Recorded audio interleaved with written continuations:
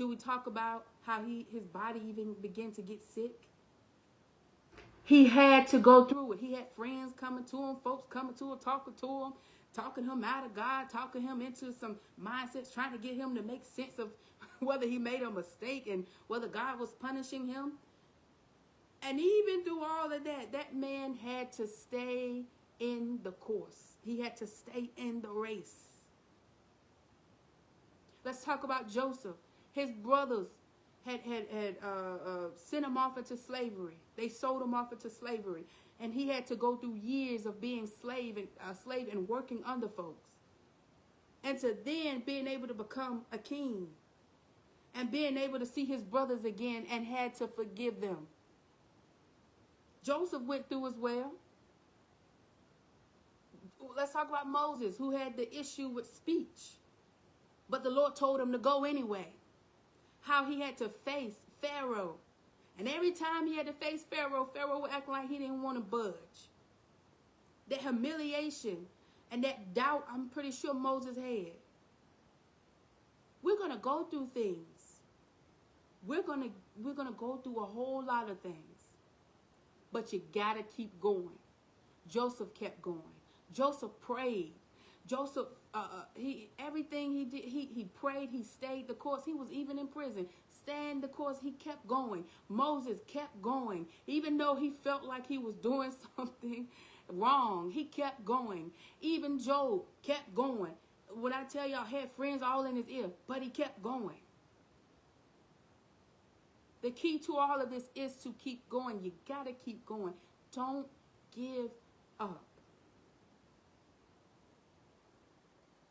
Don't give up.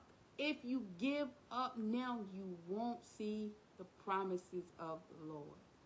If you give up now, you won't see what the Lord is really doing for you.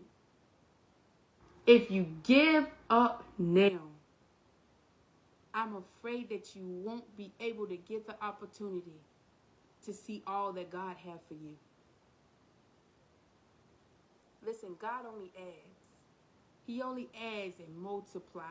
The enemy comes to torture and take away. Let's get the difference. Because when you know the difference, then you can start discerning and distinguishing things in your life. You got to know the difference. So let's stop making our issues our idols and start tackling them things and say, Lord, heal me.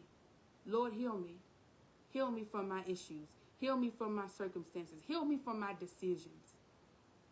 Heal me from the things that I did that I know was wrong. Because I'm still walking around here shamed. Heal me from the bad decisions. Heal me from the circumstances. Heal me from the disappointment, the brokenheartedness. Heal me from the lack of a person in my life. Heal me, Lord.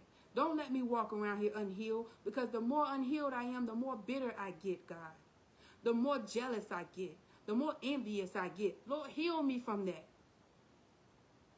I don't want to miss an opportunity because I'm focused on what somebody else got, because I'm jealous. I don't want to miss the opportunity of God seeing excellence in my life because I'm so focused on what's going on over there.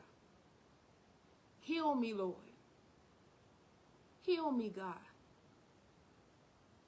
I want to be free. I want to be free. I don't want to take on this thing no more. Heal me, Lord. I'm ready to walk into what you have for me. Heal me, Lord. And so tonight, I was supposed to cover the woman at the well, but everything I said pertained to what the woman in the well, the ending of it that I was going to cover. But we bless God for his encounter. We bless him for intervening and allowing us to get to this point. Praise God. And so if there is anyone in this live, under the sound of my voice, whether you're watching it now or you're watching it back, who wants to be saved, who